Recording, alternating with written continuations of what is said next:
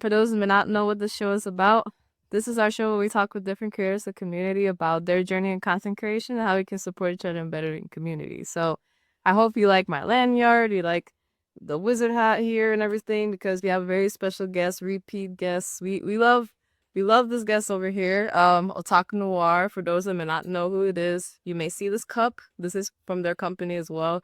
So they're the number one premier Black creator-centered mystery subscription boxes. So, I have some of them here. So, you have the food box from Kaias.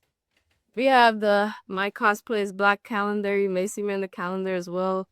And yeah, you may have seen me talk to them during the Blur Station press conference, and they're also a strategic partner with them as well. So it's definitely going to be a fun show. Let's get them on the show. Let's get it started. I hope you guys had a good Friday so far. Do. But in the meantime, if you guys have any questions, let me know. Hey, how are you? I'm good. How are you? I'm doing well. Thank you. You're welcome. Happy Friday. Happy Friday. You like the hat? It's very big. Yeah, it's an awesome wizard hat, but I think as soon as I joined your live, I lost visual. I can't see you. I'm not sure if Oh, this. you can't see me. I can see you. Oh my god. Did that happen? Did that happen the last time too? I think so, but I think it was the other way. I think it was the same way where I couldn't see you at all, but I could hear you.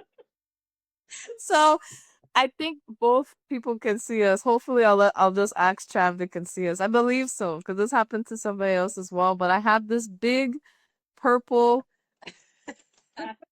because it's for me becoming a student in your New World Institute of Magic. Awesome. Love it. Actually, let me see if I open it up on my laptop. I think I could that way I could actually see you. Let me see if I can do it Okay. that. Yeah. Uh, And I also got the cup. At most streams I have this cup.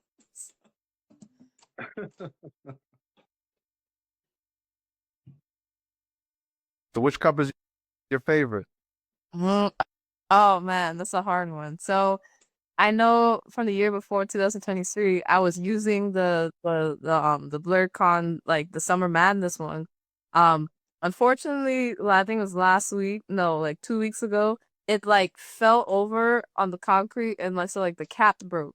But luckily I just got the one from this year. So like now I'm like I'm good. So now you all tell you got the thriller season. Hopefully, we get selected to be at BlurCon this upcoming in 2026. We'll do another Tumblr. Not sure what design is gonna be, but we'll see. All right, this is awesome. Yeah. And I just want to say thank you so much for wanting to be a repeat. We love having no. I love it. I love it. Yeah. It's always fun to be on your live stream, so it's all good. And for the people who may not know who you are, introduce yourself. Okay. I'm Hanif Salim. I'm one of the co-founders of OtakuNoir collection. OtakuNoir is a quarterly mystery box where all the content inside the box are produced by creators of color. So Black artists, writers, creators. We would like to be able to shine a spotlight on them and possibly give them another avenue to reach out to a bigger audience. Yes, of course. And I wanted to start off by asking what inspired you guys to start Otaku Noir? COVID. COVID shut everything down, and we miss going to Kay is also a co-founder. You might have seen her on social media. Lazy Girl Nerd. Her and I would always go to New York Comic Con. We've been to C2E2 together. We've been to some like the Walker Stalkers, just a lot of various different conventions. And whenever we go, we always like to find creators of color, artists of color, see what they have at their table, what independent works they're working on. And when COVID hit, those events, those in-person events were shut down. So we thought, what's a great way of still being able to access that content and provide it to other people? Like basically a mini Comic-Con in a box. That's why you have that's why you have the lanyard and the badges and things like that. Yep, that's awesome. And I wanted to ask, just for the boxes in general, because a lot of these boxes, especially like the one that's coming up, the One Piece box, how much time do some of these take in terms of from brainstorming to the creation? Because for you guys, it's not just like you promote it and then, it's behind. No, you guys were working on it for however long it was. Then you promote it. Then, you give pre-orders and it comes out. How long does this process take? I would, well, it's quarterly, so we definitely give ourselves enough space, but at least 2 to 3 months. But there's certain themes and ideas that we've batted around for well over 6 months before we actually put it out. Like I think last year we already knew what we wanted in regards to certain boxes, certain box themes. We knew we wanted to do an HBCU magical box. We just didn't know when we wanted to do it and how in depth we wanted to go. Originally, it was just supposed to be more of a Harry Potter Wizarding World theme, but then we say, well, why not just create our own school? No, so we thought of make a website. What's the school name? There's like let's build this out so it's not just seen as a novelty or fad. It's just a one off. Like we want that's why we put out the request, the red alert for all cosplayers who want to cosplay as students, cosplay as faculty members. We wanted to build this world out that we're building around this magical HBCU. So any cosplayers that are interested in cosplaying as a faculty member, I strongly suggest DM us, email us, contact us to find out how you can be involved. Because again, we just want that to be another avenue for people to showcase their talent, showcase their creativity. It's awesome. And we're definitely gonna get into that. There's so much since the last time I spoke to you. Like it's crazy. Like it's crazy. I'm so proud of you. There's so much fun stuff. There's so much things that people need to know about. But one of the things that was definitely promoted on the page that I know that you wanted to share was the new One Piece pirate themed mystery box with in collaboration with Jaytoon. Right. Yes. Jaytoon is one of our artists. He does a lot of the great designs and box art for us. Shout out to him. I'm not sure if he's here. I can't see who's available, who's on the chat, but he's a big One Piece fan. So we leaned heavily with his creative ideas as to what we should include in this box. So it's going to have artwork by Jaytoon. It's going to have some mini figs from One Piece, various characters. I won't tell everybody which characters. We also have apparel. You're gonna get a shirt. Like this one is our X-Men 97 themed OtakuNoir style shirt. This one won't be inside the box, but we'll have apparel inside the box as well as some food items inside this pirate themed box as well. That's awesome. And I know you shared with me when you shared the promo for this before anybody knew. I made sure to keep the secret. You know, that when it came to like collaborating with Jaytoon for this because you guys partnership goes way back. So it's like a two-parter. I wanted to ask how far back does your relationship with Jaytoon go? Because for people that don't know, he makes a lot of the different art for different boxes, like the spooky season box you had, and then some of the characters in the New World Institute of Magic. So that was the first question I was gonna ask. And the second one was how you mentioned that was his favorite, like One Piece was his favorite, and then that's how Right. you guys. So what was like the process when you guys were coming up with like the art and everything, and how long has you guys art partnership been? Uh, we worked with Jaytoon. I would probably say this is 2025. I would probably say since maybe 2000, late 2022. I believe we came across his page just looking at artwork, finding different Black creators that do art. We reached out to him, commissioned him to do some artwork. We love the art. We just continue to stay in touch. We throw some ideas his way and say, hey, can you draw this up? Can you create this? A lot of times we'll just tell him what the theme is, and then we'll just stand back and just let him create. A lot of times we're pleasantly surprised at what he's able to put together for us. The One Piece box design, I just told him we just want to do a One Piece theme. Now I didn't tell him exactly what we wanted on the box. I let him go ahead with it. I wish I had a box here to show everyone. That we won't get the boxes in stock until probably uh maybe tomorrow or Monday. I got to check UPS, but we wanted to do the box to make it look like a pair of J's. So he has the almost like a Jumpman, a Luffy Jumpman logo on the box, things like that. So it's again thinking outside the box for the mystery boxes is what we like to do. So it's not just going to be the same standard box art that you get A lot of people tell us that they keep the boxes afterwards because the designs are so cool.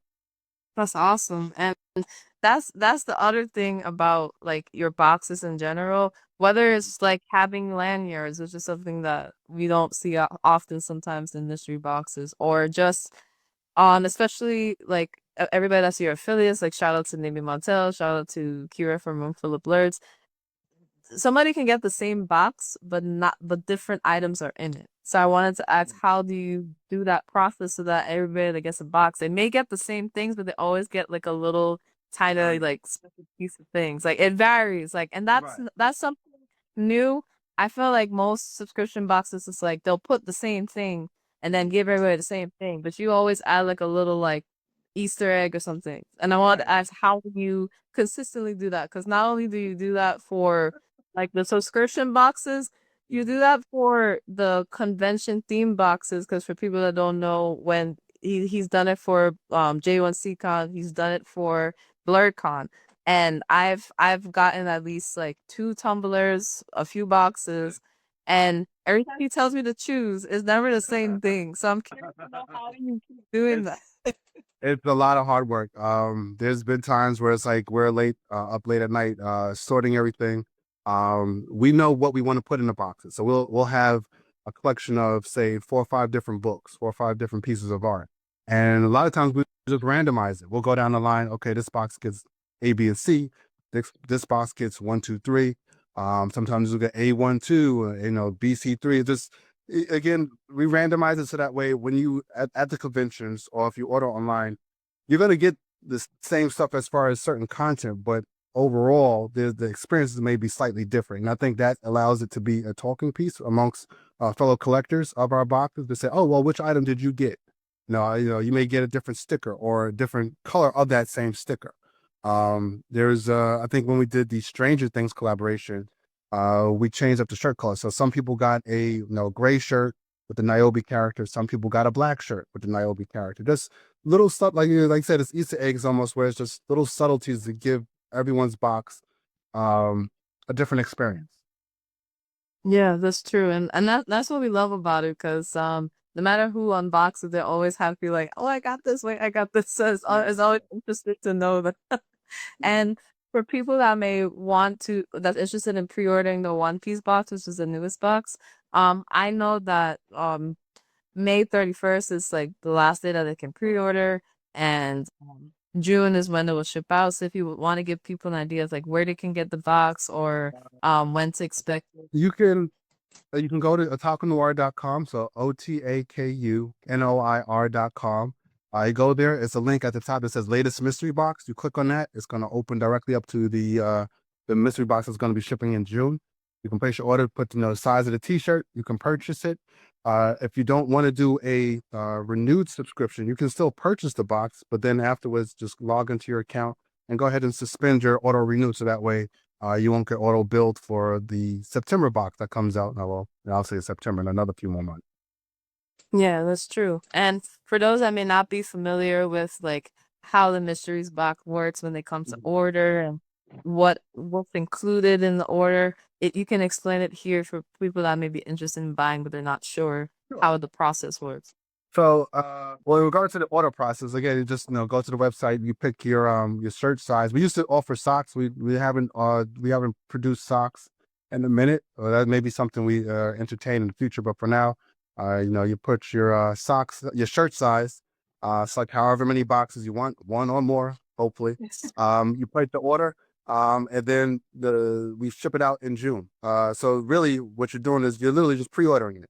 So we don't want people to come onto the site in June wanting to order a One Piece box or whatever the theme may be, because we don't want them to get left out. We rather put the orders in now, because if we have any left over, but sometimes we create a handful more, so we'll have 2 or 3 or 4 more boxes extra.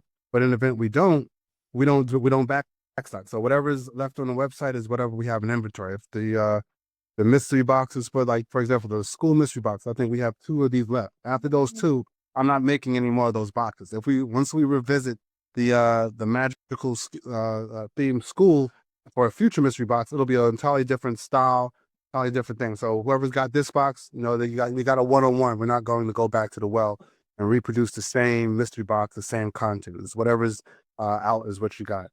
Um, That makes yeah, for those who, let's say, they don't want the entire box, they just want the lanyard and badge, or they just want, say, the school pin or the school stickers.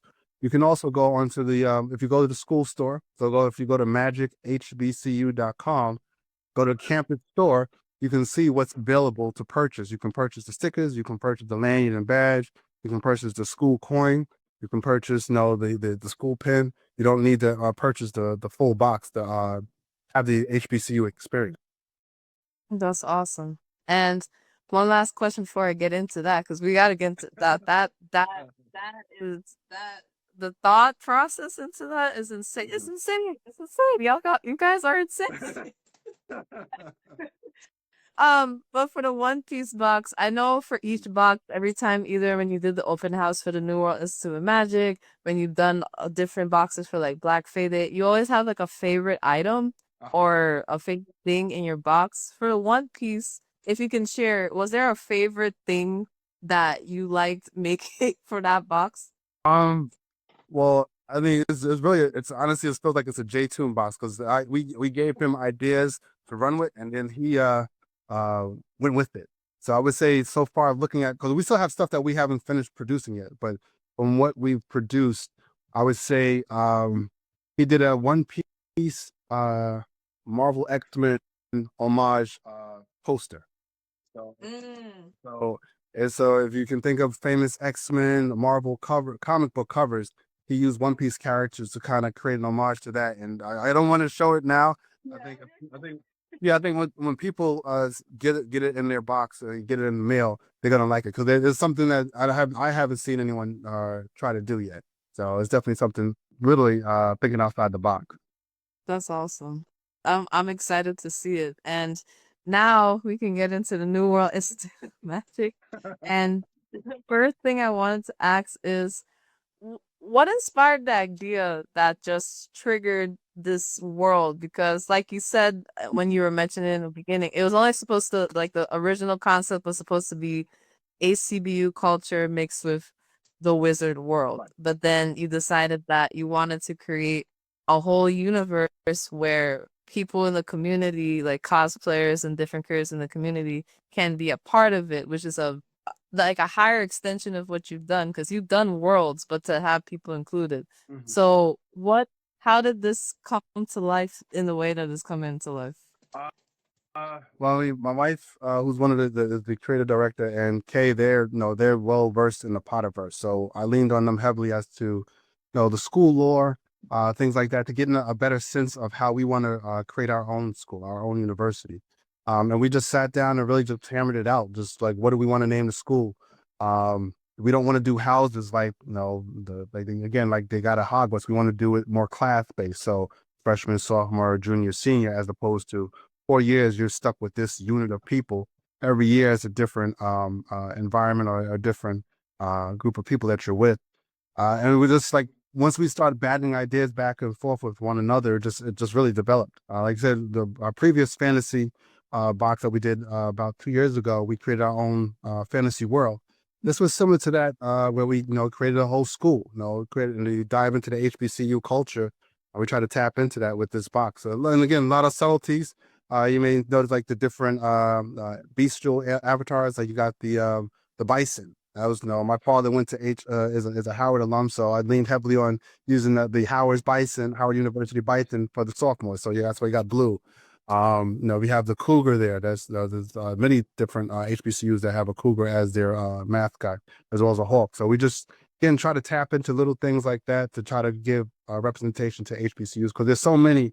We didn't want to do a disservice and tap only into one when you have so many others that are also well deserving.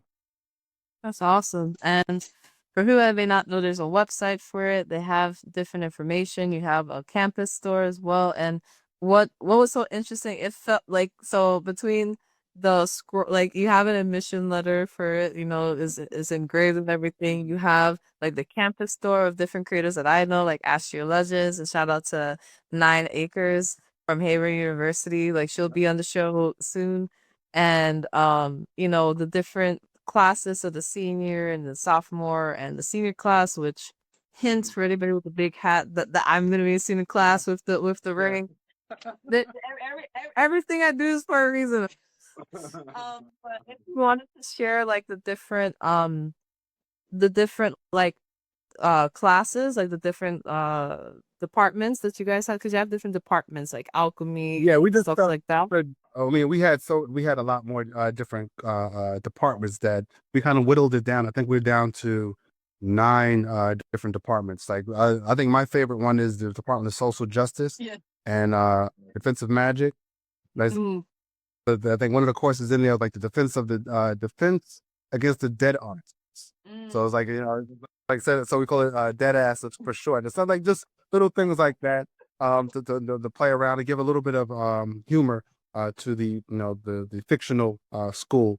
But once we started throwing these ideas out there at one another, it was like, oh, this is great because again, you look online, there's not many people, there's not many fictional HBCU websites about a Wizarding World school, especially to the one I believe to the depth that we have. So for those who haven't checked it out, go to magichbcu.com. It loads up the website. Like I said, it shows the academic departments. We're right now we're building out the faculty. So as people provide us with their backstory or they provide us with their cosplay, we'll post it there and they'll say this is the teacher of alchemy or this is the teacher of necromancy, and things like that. Like as shout out to Astria Legends, like she's Professor Red, and she's she's one of the head instructors in the Department of Creatures and Beasts, and we'd like to tie that into our Astria Legends universe as well. So not only is it a fictional universe for us, for people to have a HBCU experience with our boxes, but we also want this to make it a avenue for other creatives that we can plug their stuff. So you click on the link or find out more about Astria Legends. Hey, what's that? Go to her website, purchase or support something that she's doing as well. Similar to our sister university, Hamer University, which was inside the box. Just again, we want to be able to provide other creators out there another way to reach out to their audience, their core niche market, which is Black nerds like ourselves. that's awesome. And you also have a coin that like currency for the school as well. Yeah. And that that's something I want to ask specifically for this school and then just in general. It's not the first time that you've made a coin for like a universe, but that's something that you've always wanted to do when it comes to your bucks. But this is our second time we've done a coin. The fantasy box we did a coin as well. That coin was that world is Ali Iho, which is the name of that universe.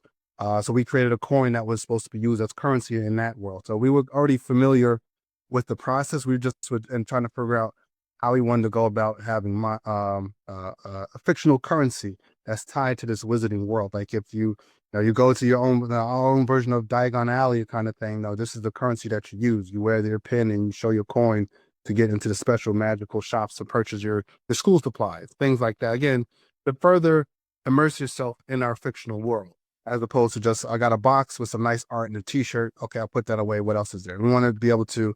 I got a nice piece of art. I got a nice comic book. I got a T-shirt. I got a pen.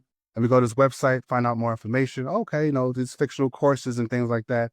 I mean, who knows? We may eventually, actually create syllabuses or syllabi. I'm not sure which how do you pronounce it, but something like that. Like it eventually, like not so much that we expect people to log in and provide us with their homework, but just to make themselves feel like they're in a fictional universe, a fictional school. No, that's true. And I'm definitely excited for it. One thing that's interesting is that you even have like selected reading that people can have, like different books. And I wanted to ask, is it just like is it like books that can help for like students that want to enroll? Like, is it relevant to certain topics, or is it like fun? That I'm kind of interested because like you guys really put thought into like it seeming like it's like a school, like they can like the resources that they can use. So I was particularly curious when it came to the books because they're very interesting books, and I thought, I wonder if it like ties into like learning in a sense. Well, no, the books aren't tied to an exact class. What we wanted to do is provide, again, another channel for those Black creators, those Black authors to have their work seen. So all of those books there revolve around the magical genre, fantasy genre. So Like you have, I think one of the books on there is the Blood Out Your Roots, which is about a young black man who goes to a magical HBCU. So we felt it's only right to add that book as a suggested reading. But at no point are we saying that in order for you to fully immerse yourself in our school, you have to read these books. We just want to let people have more opportunities to have their magical content seen by others.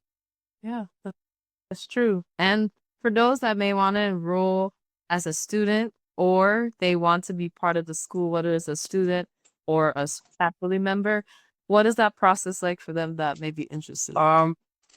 First, I would say the easier one, well, depending upon people's creativity, I would say if someone wants to enroll as a faculty member, that means that they would have to come up with their own backstory, their own lore. I would strongly suggest they go to our academics page, see what departments and courses are there, what they would be interested in being a faculty member of. And then they have to go through the steps of creating their own backstory. We're not going to tell their story as far as this is John Doe, this is Jane Doe, this is what you decided this is you're going to be the no, the Department of Code Switching. Yeah. This is you have to then okay, well, what's your character's name, the whole backstory. If you're an artist and you want to draw your own character design, that's fine. If you're a cosplayer, and you want to wear the outfit and then do a video talking about yourself and as a faculty member, perfect. We'll add it to the site, make sure it's linked to your own websites as well. So those people who are more interested in following you outside of the HBCU, they can do so. Similarly for students as well. Students is probably going to be even easier because all we ask is that go by the color code. So freshmen are Hawks, H, so they wear red. H, and as it says, a sophomore, so they wear blue. Cougars are the C, so they're juniors, so they wear orange. Purple is the unicorn or U, so HBCU, Hawk, Bison, Cougar, Unicorn. So they would wear those. We would strongly recommend they wear those colors when they're cosplaying. So it doesn't. We're not asking you to wear robes like Harry Potter or anything like that. You can wear, as you saw our character designs, you can wear anything you want clothes wise. We just ask you to abide by those colors. Yeah. Each year, a student gets better at honing their magical abilities. So as a freshman, your magical abilities aren't as in tune. So you have to use a larger magical implement. That's why the staff is given to freshmen. And then as they get better, they go down to a wand, and then they go down to a crystal, and then eventually a ring.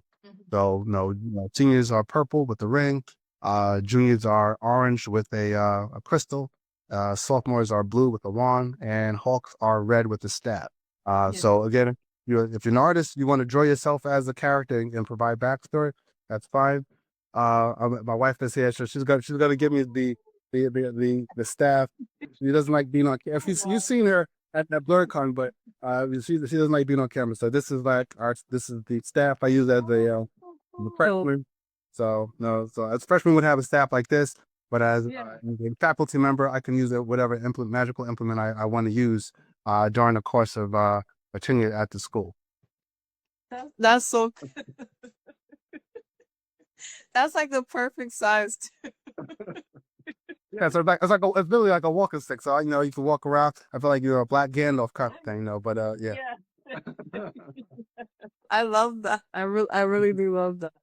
And this school is just so amazing, everything you've been doing. And one thing I wanted to bring up is that you guys became a strategic partner for Blurred Station. Now I want to say congratulations. How did you get that opportunity, and what doors have that opened for the company as a whole? We actually spoke with Demetrius as well as one of the founders of Blurred Station back at J1Con. So this was several years in the making. And we communicated here and there once in a while, but we really felt that Blurred Station has a big opportunity to be a media outlet for Black creators. So we wanted to see if, hey, why keep everything digital? Let's make a tangible reach for Blurred Station. Now, maybe eventually we can make a custom box for Blurred Station subscribers where they have content that's will pair with whatever they see on the media channel. So maybe it's a comic book, or maybe there's almost like a choose your own adventure. The sky is really the limit, but we just really felt that this is another way to reach out to our fellow blurs to give them more of an immersive experience. Yeah. And then I'm happy for you guys. I know it's gonna be like the sky's the limit at this point. Like you guys Yeah. are reaching new heights, and I just wanted to say I'm proud of you because anytime I have a returning guest, I always try to make sure I'm like, okay, what was the last thing? What's the last thing? And then like Mhm. go from there. So I definitely wanted to bring that up as well as you guys are finally trademarked. Now, I feel like this is an important thing because all of us as small businesses, some of us are not able to do it at the moment, but we want to do it. Some of us go through that process, and it might be important to talk about you guys' journey in it and how it was and how you guys finally feel to have that trademark because you guys are the only one that I know that's like black centered mystery box. You guys deserve to have that trademark. Nobody should be stealing it because nobody else is doing it. So Right, right, right. No, no, it was something that we knew we had to do because we wanted to eventually make this our ideas into reality. It took us a while to get it off the ground, but we know I think it's been about 2 years in the making. I think we had registered or filed for registration just under 2 years ago. okay. And it's a long process. We work with our lawyers, and they were really walked us through the process of what we needed to do to get properly registered. Uh, I mean, it's one thing to be registered. It's another thing to to be recognized as a brand like ourselves. It's just another way to solidify our existence out here in the market. That's true. That's very true. And one thing I want to ask is like, as business owners, we don't really realize the impact that maybe our brand has had. I believe that your brand has had such a major impact since you guys started since the pandemic. But I wanted to see if you guys have any moments where you're just like, whether it was support from the community or at a con or just recently where you guys felt like, okay, this is why we keep doing what we're doing. When it's in person, I mean, it really it's a beautiful moment when people come to the table because let's say if they've seen us online or they purchase a box because a lot of times we don't for everyone who purchases a box, not everyone does an unboxing online, so we don't know what you look like. But there's been times where people come up to us at our events at BlurCon or even at the Schomburg here in Harlem that they'll say, "Oh no, I got a box and I really like this or I really like that," or they sometimes give us ideas of, oh, will you ever do X, Y, and Z kind of thing. There was actually an instance last year at MomoCon. I was walking around. We had collaborated with Blurred about a year and a half ago. Yeah. We had a Blurred, and I was walking in through the floor at MomoCon, and I saw someone without a shirt on.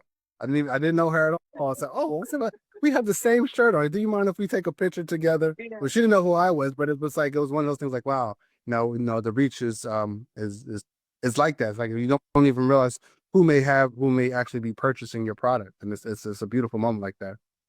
That's very true. And I'm always happy to see it because I always stock your table.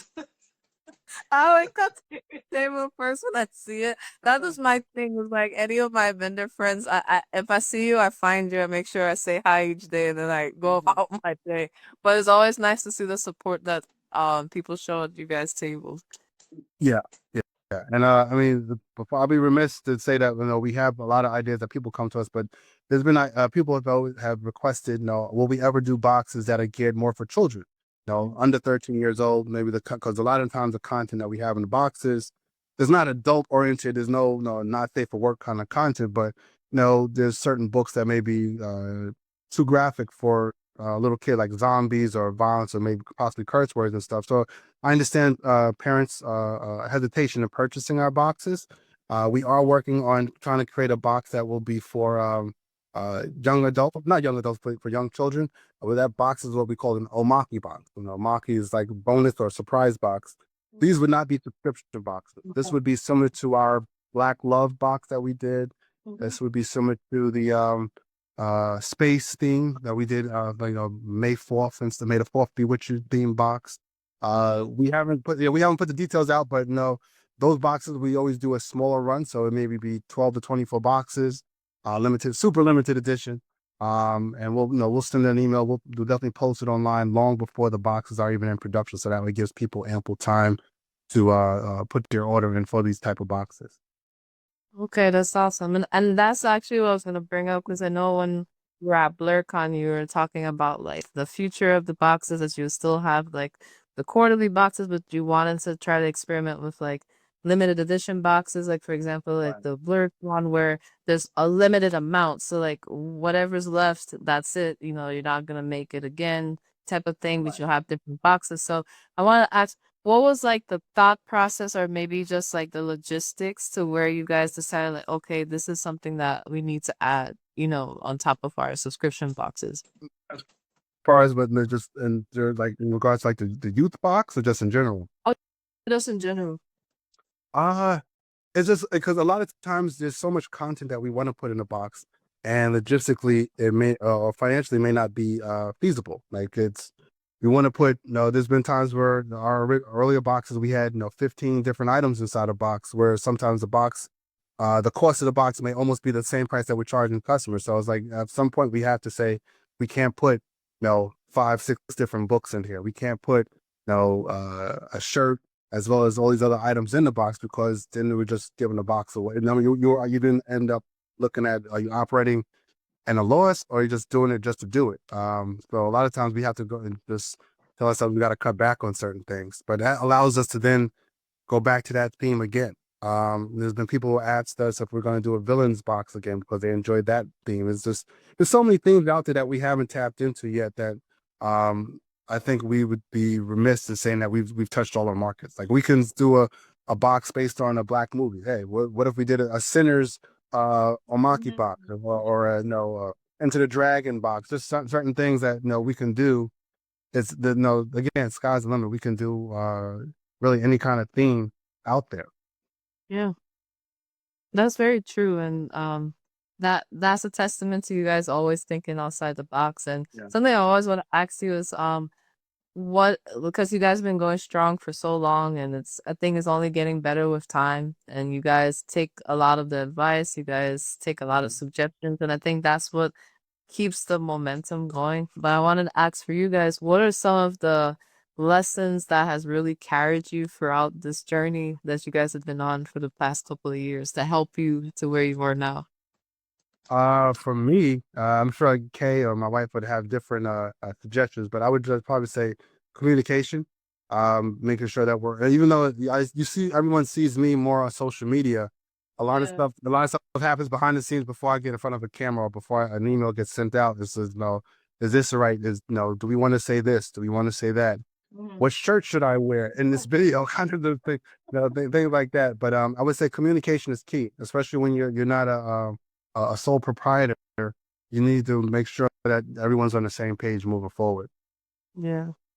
That's definitely important, especially with all the different creators that you work with and everything. And I'm so glad that like you've had all these great creators that you can like collaborate with and Mhm. you know just make this a reality. And um I wanted this is this is probably hard for you because all of your boxes that you make are like top tier. But Okay. do you have a favorite that you've done? Um, I'll list the favorite as far as the design of the box rather than what's in the box. How about that? I just I mean, there's so many different boxes, different themes. I can't say well the fantasy box, but I would say for the design of the box, I would probably go with Ozzy's a collaboration with Ozzy Oz the Virus because we gave him the layout of what the box dimensions are, and we just stepped back and similar to what the Jaytoon's the pirate theme box, just let him cook. No, he created one that has a watermark, his signature on the inside, awesome artwork on the outside with the his logo and stuff. I think that one's probably my favorite looking box. But outside of that, I would probably go back to our Blurred of the Ring box. That was our favorite. That was our Mm, first fantasy box, and yeah. that one was our first foray into creating an entire world where we had a travel guide. We had a map. We had a deck of cards that showcased a different type of species within this world. It was so more in depth to me than the magical school one, but that gave us a little. It started us on that path of creativity. Yeah, that oh my, the time flies fast. Okay, I can't believe that's more than a year since. several boxes ago. I think that was 2 years ago. Yeah, yeah. That's crazy. This feels Mhm. just like yesterday, like what we were watching the lives about and everything. Yeah, that was some time ago. So, But that makes sense because I remember how much fun you guys had with it and showing everybody like because you guys had like the whole like map and everything. I yeah. remember in the coin like so I can definitely understand how that's like a sentimental piece. Like when is your first one that you put so much like like effort into, you know? That I would because originally when we first started off, we didn't have a theme. We didn't even do lanes and bag. I think our first 2 or 3 boxes, we didn't do lanyards, we didn't do a theme. It was just pretty much we have a collection of different content from Black creators, whether it was a comic book, bookmarks, stickers, t-shirt. It was all from Black creators, but there was no cohesion there as far as this is the theme of the box. It wasn't until we started, okay, no, let's make a theme or let's actually make a theme about these boxes to make people want to come back and get this themed box. And from there, again, it graduated to, okay, let's add lanyards. Let's design these lanyards. Let's put on full color designs on the lanyard. So for those who've been riding with us from the beginning, much appreciative of this continued support. But they definitely see the growth in what we've been doing. It's awesome. And I'm just showing them the lanyard from my cosplay's Black Yeah. calendar as well. And I know I gotta bring that up. And for those that may not know, yes, I'm in the 2025 My Cosplays Black Calendar, Yes, you also did. in affiliate as well. So if you guys order certain things, if you use my code AnimeInkArt, you will get free shipping off on your order as well. Yeah. And the thing is, I do appreciate having that opportunity. It's not the first time that the My Cosplay Black Calendar has been in existence. It's been for the past, I would say, 2 to 3 years, right? Yeah, I would say I'd like to say it was our first December box. I think we did a calendar. And I think the cover model was six Rakage. I think he was like basically Avatar. So we wanted to it was spotlight cosplayers. I mean, what's a Comic Con without cosplayers? And for many times cosplayers of color are are sometimes poo-pooed upon because they're cosplaying characters who may be traditionally white or not traditionally a black person. And what we wanted to do is say, you know what, our calendars, my cosplay is black. We're not going to sugarcoat this. We're not going to call it the cosplay calendar or the OtakuNoir. My cosplay is black. That's the name of the calendar every year. Yeah. I'm not going to change that. So we always around September or so, August, September, we reach out. We put a wide alert, letting people know if you want to be considered to be included into the calendar. Send us your best photos. Some a blurb about yourself, and we go through the difficult process of selecting 12 or 13 individuals for the calendar. It's very difficult. We get a lot of pictures and submissions. Unfortunately, not everyone can make it, Yeah. but we still like to just at least give those who do submit at least credit and at least a recognition for their own creativity. That's true. And this year you did something very sentimental for us, which we're more than grateful for what you did for us because you decided to like dedicate, a box to it as well for us, not you gave us a letter thanking us, you put stuff in the box Yeah. with the calendar. And I wanted to ask what made you want to do that this year? We realize that the calendar has gotten more popular as as we progress, and we wouldn't be where we are a lot of times, not just Otaku Noir, but just Black nerds ourselves without cosplayers. And we really wanted to thank them for their creativity because a lot of times we go on social media, we see their labor of love. They might have spent days, weeks, or months sewing, sorting the materials for this 90-second reel. But we want to support them a little bit outside of that. You guys are doing excellent work, excellent creativity, things I would have never even imagined to do. Let's put our hands together and salute them and applaud them for their efforts. Let's make a box, recognizing them. That's amazing. And I wanted to ask about like the future of OtakuNoir and what goals or plans that you guys have for like whether it's short term or long term. And That's a very interesting question I want to ask for you guys because you guys have already gone above and beyond and still plan to go above and beyond. So, really picking your brain to see like what you guys' goals are has always been an interest of me to ask. Our goal, eventually, I would love to be able to do a monthly box. Mhm. It's really just in logistics and being able to have the time and energy to do it. I think doing a Yeah. quarterly box allows us more time to invest in a theme, Mhm. source material, and not kind of I don't have much hair left, but pull out whatever little hair I have left out of frustration and trying to get things done. I would love to be able to have these boxes either be sold at either black owned shops or in stores, Amazon, whatever, whoever wants to buy our boxes. Again, even though we celebrate Black nerd culture, we're not saying that people not of color can't enjoy these boxes. They can. No, their money works the same. So you want to buy a box? Sure, not a problem. We're not saying you can't. Yeah, that makes sense. That definitely makes sense because it's very diverse. It's very just, if you're in support of that, it doesn't matter. You create something for everybody. Like you said, there's something for everyone. Nobody feels left out, I feel like, when they have your boxes. And this is a question that, I love to ask on my shows. It's about supporting the Black community. And I ask, what have we done well so far to support each other? And what can we do better to support each other? And being that you're so involved in the community, I'd always like to hear your input on that. As far as what OtakuNoir can do to further support, I mean, to continue to like and share content from different creators, whether they're inside of our boxes, going forward or in the past. I'd always try to express it to our former collaborators, people who are in previous boxes. Let us know what you're working on. You don't need to send us product, but no, if you want us to share a message that you want us to share with our audience, whether it's via email or on social media, feel free. I mean, we made this box so that way it gives creators another way to get their product, get their content seen by others that may not have be able to visit BlurCon. But now you have, you purchased the BlurCon mystery box at home, so now you have content that was available at BlurCon. That's just an example, but I think we just need to continue to support one another.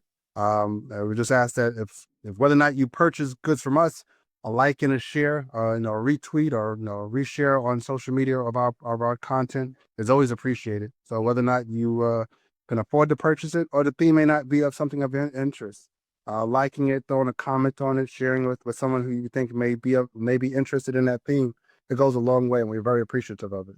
It's awesome. And the one thing I'm always interested in, because considering like the detail of your boxes sometimes and like how intricate it is and that you do collaborate with other creators, what is the process like when you're creating a specific box, right? And you're scouting for, because like not only do you have the art, you have the apparel, so there's going to be different people involved. There's going to be different artists involved, and you may have to Right. communicate with them all at once.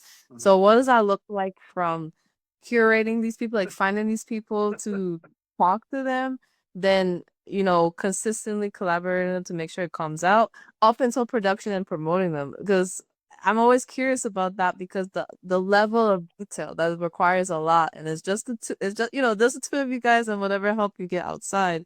But how do you guys streamline it?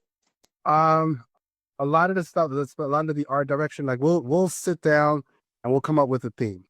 Say for example, we come up with the uh pirate theme. Now myself, my wife, Kay, we're not heavily involved or knowledgeable of One Piece. I'm maybe up to the episode like 350 or so, which is way at the early Yeah. stages of One Piece. So I knew we wanted to do One Piece because it's very popular. It's one of the top animes in history. So it's like we'll only be remiss in not doing that. Sure, we'll do a Dragon Ball Z or Bleach theme somewhere down the line, but let's do a One Piece now. We lean towards Jaytoon, so we say, you know what, we want to do One Piece. If you were to make a One Piece mystery box for yourself, what would you put on it? Yeah. And we don't really put a leash or a collar on individuals as far as we don't want this. Rein it back in. That's have at it. Even with the character designs we did for the students and faculty of the magical school, Mhm. we give them a little bit of leeway, but we let them know what we want to do. We want this person to look like this. We give them photos and different wardrobes. Okay, kind of bring that out in this character. No, this is the picture of so and so. No, I want them to look like that.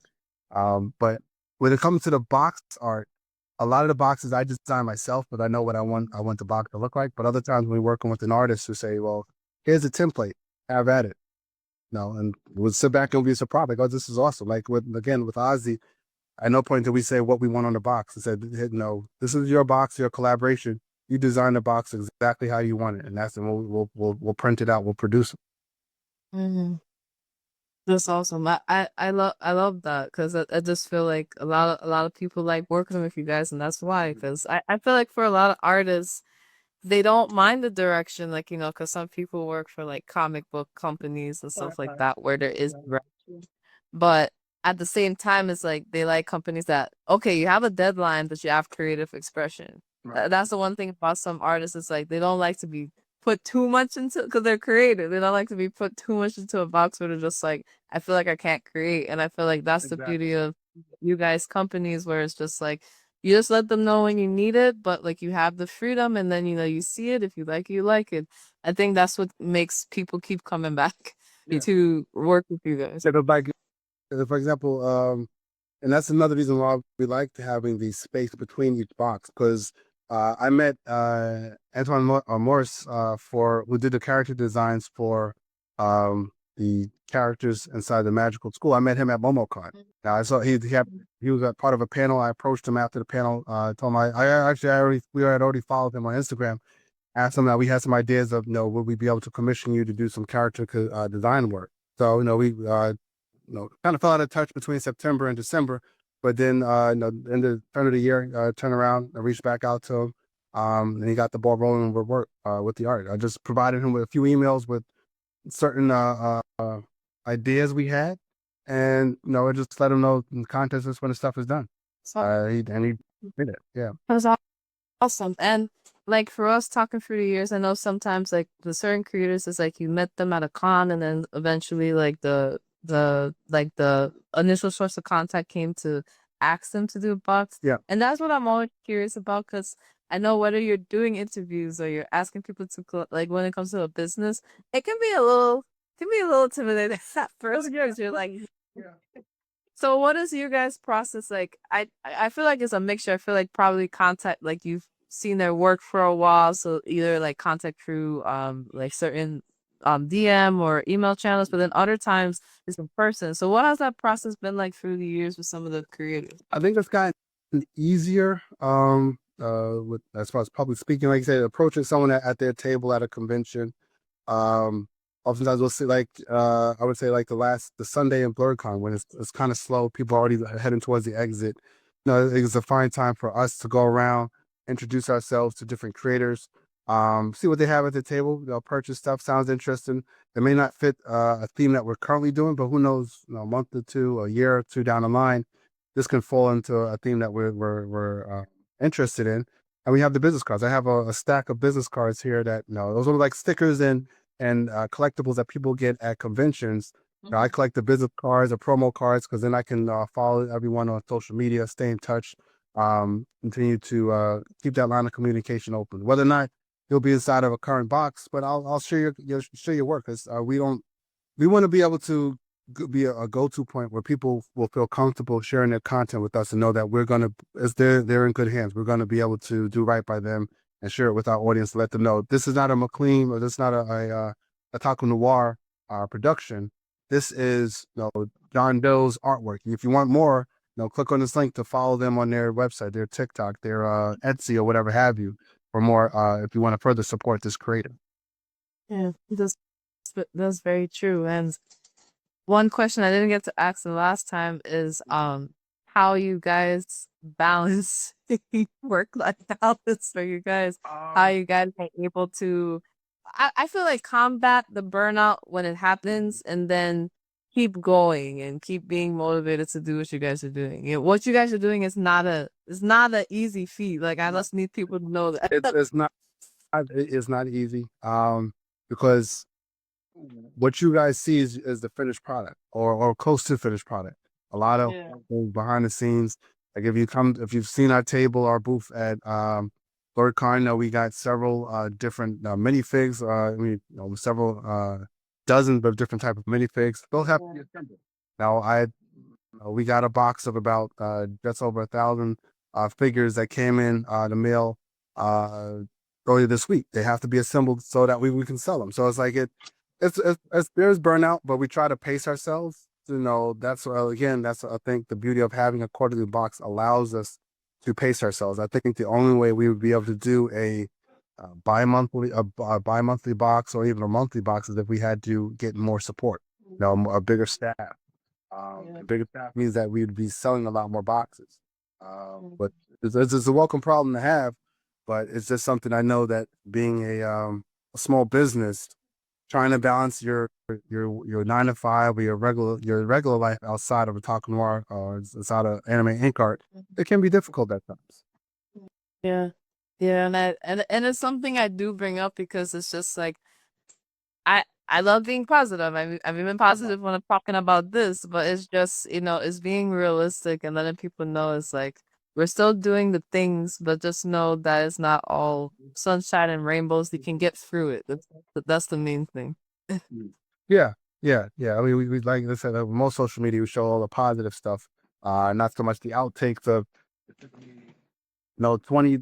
20 different takes to get this one video out, kind of flubbing the lines or doing something. The timing isn't right.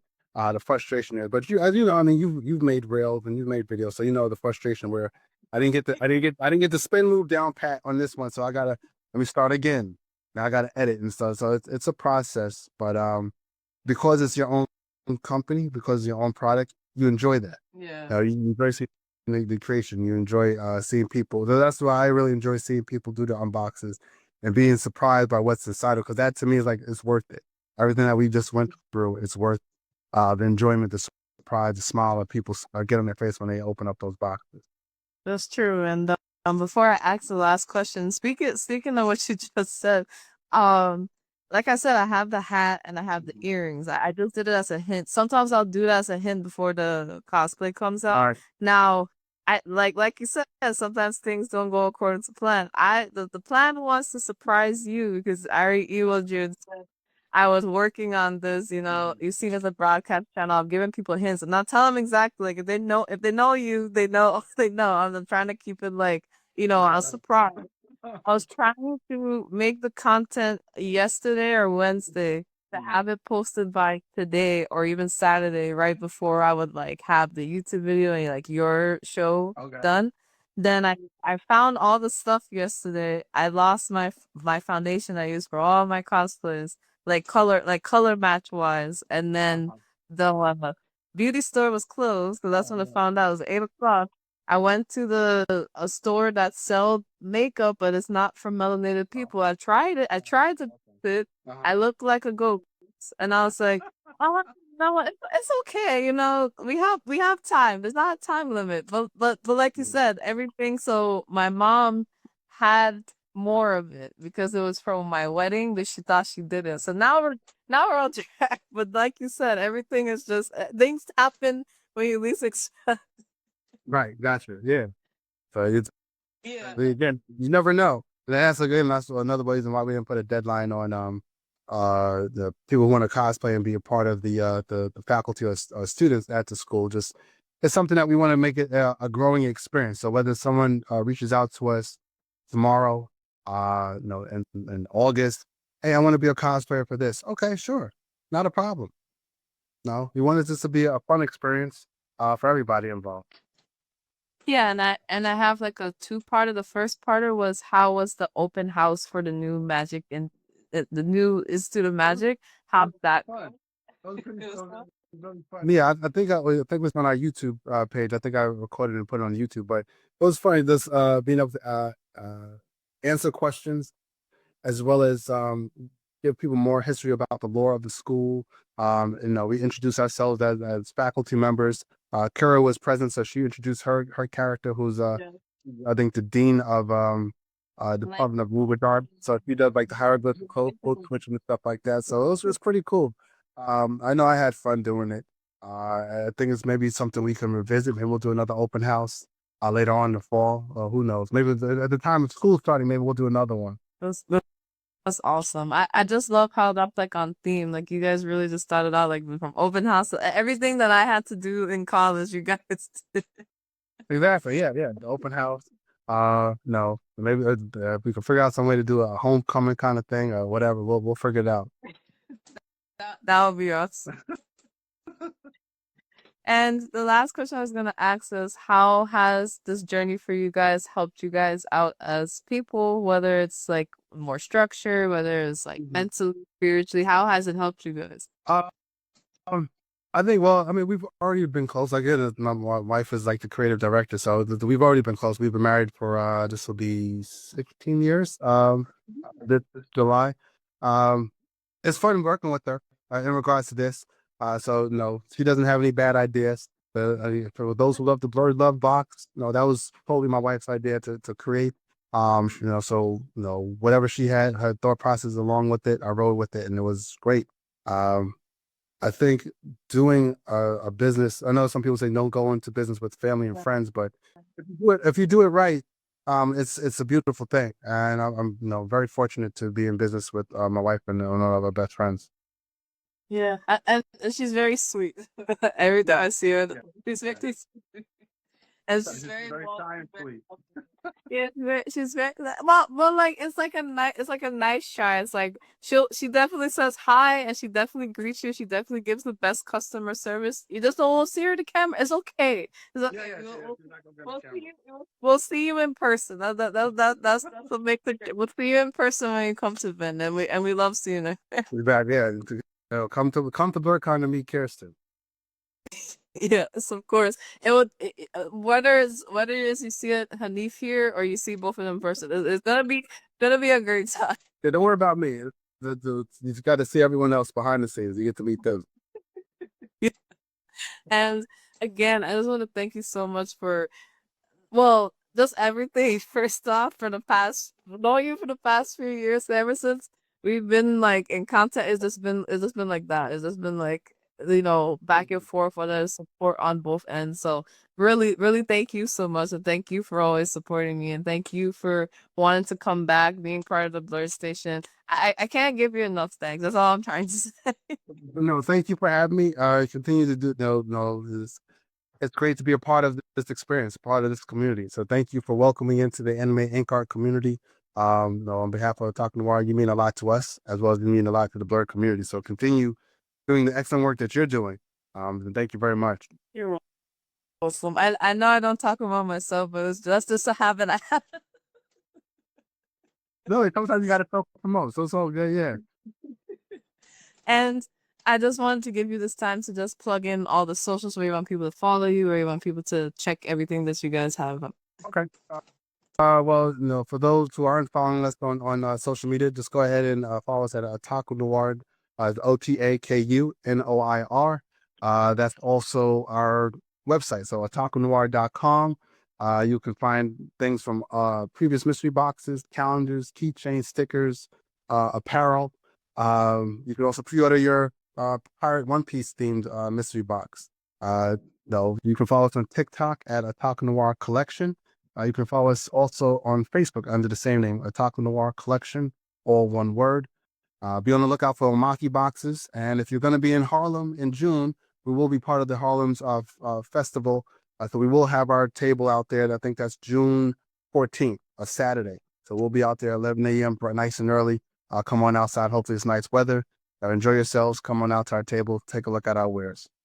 Awesome. So thank you guys that came in, popped in, showed support. I really do appreciate it. And we're gonna have more shows coming up. We're gonna have one on Monday. We're gonna have one on the 25th. So Okay. we're gonna have 9 acres on Monday. Your sister Yeah, university. we're gonna jump in for to support our sister university. Sure, for sure. Yeah, and on the 30th, we'll have Obsidian Comics will be coming on again, and we'll have some in the way. We're gonna start back up as we always do. So anybody interested in being part of Anime Inc. Our live talks, we'll have another open call when we can, and we have the link in our bio for going on to Anime Inc. Our live talks. Mhm. Now we do have a separate page. We're working on that because that was never the plan to separate it, but it had to just because of people wanting clips for the show as well, and probably eventually put in onto that page. But I just need people to be more acclimated to it because it is a new page. People are not acclimated to it as yet. So you may see me sharing posts on there, but sharing it on here because there's more people as well, and people still like seeing the show here. So we're still in the growing pains. So just work with a lot. And also, for those who may not know what I do outside of these shows, my brand is AnimeInkArt. I don't have the one t-shirt that I usually do, but we're getting back into making more products products for the store. So all the art that's back here, move the hat. That's some of my art as well. We also try to vend in the tri-state. We're centered in Irvington, New Jersey, and in June 21st, we're trying to vend in Philadelphia. So when we get that information, we'll let you know. And always be part of the broadcast channel because you'll see the plethora of stuff that we do because AnimeInkArt is a brand that's extended to podcasting, art, and community, and it's kind of become like an intersect with the art. So there's always some type of creative art expression, whether it's the merchandise, whether it's the community posts we do, whether it's the podcasting that we do. So all of that is centered. So if you enjoy somebody that does multiple things in multiple avenues within their brand, that's where you're gonna find in my content. So if you appreciate that, continue to share, continue to follow, continue to, just support, and that's all I can ask for. So hey Ashira, it's at the end, but thank you so much, and I love you guys so much, and I hope you guys have a good night. You guys can watch the recap, and I'll have the clip as soon as possible in the next page and in the YouTube video as well. Thank you guys so much, Thank you. and I hope you guys have a wonderful weekend. You as well. Take care. Bye. Bye. Bye.